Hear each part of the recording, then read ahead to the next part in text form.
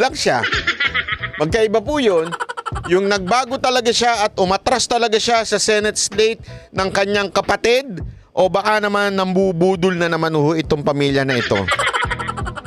Kasi ano ang tila nakikita natin, mukhang pambubudol na naman itong ginagawa sa atin eh. Grabe ho talaga itong pamilya na ito. Ang pamilya ng budol. Ito. Panoorin natin yung kanyang special announcement.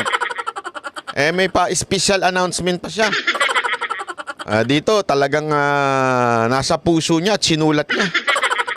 Nasa puso talaga no? Di ba? Pero hindi memorize. Gago! Talagang binabasa niya. Sige, pakinggan na natin, panoorin natin.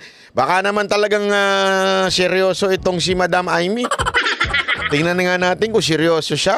Sige, panoorin natin ha. Ito. At bibigay ko yung opinion ko sa inyo.